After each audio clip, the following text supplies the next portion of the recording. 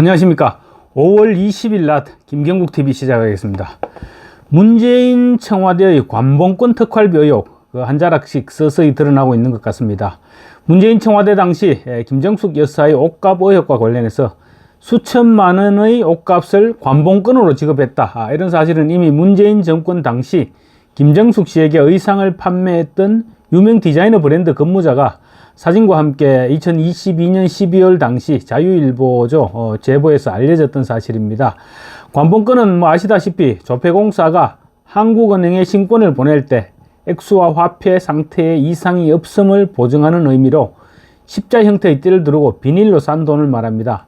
평범한 일반인은 평생 구경할 일이 거의 없습니다. 특활비를 보통 이 관봉권으로 수령해서 사용하는 것으로 지금 알려져 있죠. 그런데 이번에 문재인 전 대통령의 전사위 서창호 씨의 타이 이스타젯 특혜 취업 의혹과 관련해서 전주지검에서 수사 과정에서 문재인 전 대통령의 딸 문다혜 씨에게 거액, 문다혜 씨는 300만 원이라고 주장을 하는데요. 거액을 송금한 것으로 드러나서 전주지검에서 소환 요구를 받았던 양모 씨가 바로 관봉권을 들고 김정숙 씨의 옷값을 결제했던 그 당사자로 드러나서 지금 충격을 주고 있습니다. 정리하자면 이렇습니다. 김정숙 씨가 옷을 살 때 관봉권 다발을 들고 의상실로 찾아가서 대리 결제를 했던 총무비서관실 계약직이던 수행비서, 그 수행비서 겸 코디네이터 그 사람과 문다혜 씨에게 송금을 했던 사람이 동일인이라는 말입니다. 김정숙 씨의 코디네이터 역할을 했던 양모 씨, 그러니까 김정숙 씨의 단골 의상실의 디자이너 딸입니다. 그 코디네이터가 청와대 총무비서관실 소속이었습니다. 그런데 업무는 제2부속실 업무를 수행했는데 왜 총무비서관실 소속이면서 제2부속실 업무를 수행했을까요? 그 부분도 좀 의문입니다. 총무비서관실은 청와대의 재정을 담당하고 있죠. 그래서 김정숙 씨의 옷값을 특활비로 가져오기가 쉬워서 그랬던 것은 아닐까, 이런 추측도 해볼 수 있는 문제인 것 같습니다. 그렇다면 다혜 씨에게 송금된 돈도 혹시 관봉권과 관계가 있지 않을까, 이런 의심도 충분히 해볼 수 있는 합리적인 의심이 아닐까 싶습니다. 그러니까 문다혜 씨에게 송금된 돈도 특활비의 일부가 아니겠느냐, 이런 추측을 해볼 수가 있는 것입니다. 김정숙 씨의 이 같은 현금 뭉치를 들고 옷을 샀다, 이런 부분 때문에 문재인 대통령 재임 당시에 청와대의 특수활동비 내역을 공개하라, 이런 여론이 빗발쳤죠. 그래서 행정소송에서도 법원에서도 공개를 하라고 했습니다. 그렇지만 문재인 청와대는 다시 항소를 했다가 계속 공개를 하지 않았습니다. 항소를 하면서 시간을 벌고, 그러면서 이제 임기가 끝나면서 2022년 5월 청와대 특수활동비 지출 내역을 대통령 기록물로 지정해버렸습니다. 그렇게 되면 그 내역은 15년 뒤에나 공개가 가능해집니다.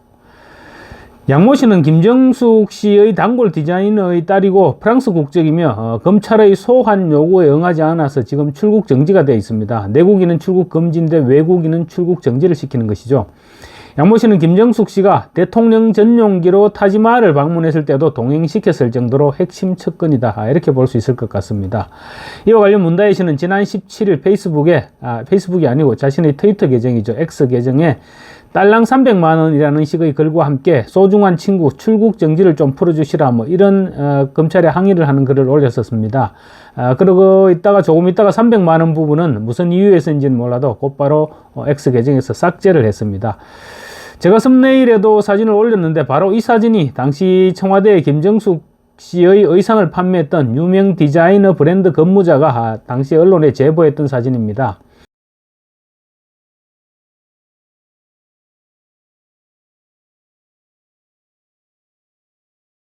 사진을 보면 김정숙 여사의 옷을 구매한 코디네이터가 지불한 돈다발, 그리고 김 여사가 구매한 의류 목록, 그리고 포스 기계했던 판매 상품 목록 등이 있습니다. 그 중에서도 5만원권 100장씩을 한국은행 띠지로 묶은 돈다발들도 보이죠. 당시 제보자의 주장에 따르면 김정숙 여사 측은 한 번에 보통 3-4천만 원어치의 옷을 구매했답니다. 그리고 결제는 한 달에 1,000만 원씩 해가 한 서너 차례에 나눠서 현금으로 결제했고, 돈은 모두 5만원권 신권이었다. 이렇게 제보를 했었습니다.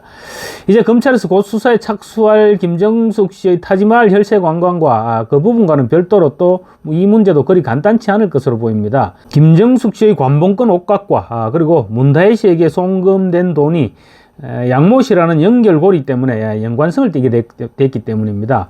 최소 돈을 사용하고 전달하는 과정에 동일인이 개입했다. 이 부분이 밝혀진 것이죠. 그래서 이 돈이 어디서 나왔고 또 어떻게 사용되었으며 어떤 연유로 문다혜 씨에게 전달됐는지 이런 부분들도 밝혀져야 될 것입니다. 검찰은 또 양모 씨가 문 전 대통령의 딸 다혜 씨에게 부동산 임대 사업과 관련한 거래 명목으로 상당한 금액을 보냈다는 기록을 확보했다. 이렇게 언론에 지금 보도되고 있죠. 만약 이 같은 보도 내용이 사실이라면 문다혜 씨에게 송금한 금액은 문다혜가 주장한 300만 원을 훨씬 뛰어넘을 가능성 배제할 수 없어 보입니다. 아마 검찰이 주목하는 부분도 코디네이터 양모 씨의 실제적인 역할이 아닐까 하는 추측이 지금 합리적일 것으로 보입니다. 한편 또 문재인 전 대통령은 회고록에서 김 여사의 인도 방문에 대해서 평소에도 정상 배우자들이 정상을 보조하는 배우자 외교를 많이 하기 때문에 영부인의 첫 외교다 이렇게 말하면 어폐가 있다. 영부인의 첫 단독 외교다 이렇게 하는 것이 정확한 표현이라고 주장했었습니다. 그랬다가 지금 사실상 개망신을 당하고 있습니다. 단독 외교가 아니라 버킷리스트 채우기 단독 혈세 관광이었고 또 전직 대통령이 회고록을 거짓말로 채우고 있다. 이런 비난이 빗발치고 있는 것입니다. 오늘은 또 문재인 정권 국정원장을 지낸 박지원 당선인으로부터도 면박을 당했습니다. 혈세 관광이 배우자 외교가 아니었으면 물론이고 설령 배우자 외교였다고 하더라도 김대중 전 대통령의 부인 이희호 여사가 첫 배우자 단독 외교였다는 것입니다. 박지원 당선자는 오늘 라디오 인터뷰에서 배우자 단독 외교는 김정숙 여사가 처음이 아니다. 이희호 여사님은 유엔 총회 초청을 받아서 연설하러 갔었다라고 반박했습니다. 이희호 여사는 실제 2002년 5월 8일 미국 뉴욕의 유엔 본부에서 열린 아동 특별총회 본회의에서 기조연설을 했습니다. 당시 이 여사의 기조연설은 김대중 대통령의 외교 행사 동석이 아닌 정부 대표단 수석 대표 자격으로 단독으로 유엔에 가서 한 활동이었습니다. 문재인이 회고록에서 또 다른 거짓말을 했습니다. 문재인은 회고록에서 2020년 서해상에서 북한군에게 피격당하고 불태워진 공무원 해양수산부 공무원이죠. 고 이대준 씨 사건과 관련해서 북한에 연락할 길이 없어 속수무책이었고 답답했다. 이렇게 주장을 했었습니다. 이에 대해 고 이대준 씨의 형 이래진 씨가 오늘 새빨간 거짓말이라고 발끈했습니다.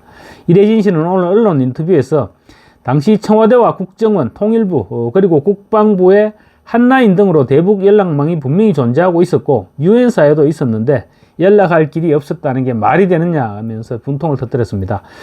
사건 당시 서욱 국방부 장관을 자기가 만났을 때 서 장관이 북한과 연락 채널이 존재하는데 다만 군사 기밀이라서 공개할 수 없다고 분명히 얘기했고 또 이영 통일부 장관을 만났어도 북한에 들어가서 당국자들을 만나서 사실관계를 확인할 수 있게 해달라 이렇게 요구했는데 그러니까 이인영 장관이 북한에 지금 연락을 계속 취하고 있는데 북한은 보통 수십 번 연락을 하면 한 번 정도 응답한다 이렇게 말을 했다는 것입니다. 어쨌거나 통일부 차원에서도 연락 채널이 있기는 있다는 것이죠. 서 장관이나 이 장관의 말을 종합해보면 대북 연락 채널이 존재했던 것은 분명해 보이는데 그렇다면 결국 문재인 전 대통령이 회고록을 통해서 없었다고 하는 것은 거짓말이 되는 셈이죠. 이래진 씨는 또 당시 북한의 개성 남북 연락사무소 폭파 때문에 남북 간 채널이 단절됐다는 문 전 대통령의 회고록에 대해서도 말도 안 된다 이렇게 반박했습니다.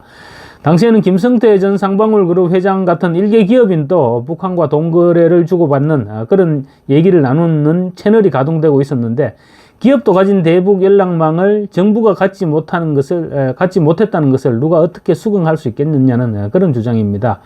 이래진 씨는 그러면서 말도 안 되는 회고록의 주장을 접하면서 문재인 정부가 증거인멸 등을 통해 사건을 조작했을 가능성을 더욱 확신하게 됐다 이렇게 주장했습니다.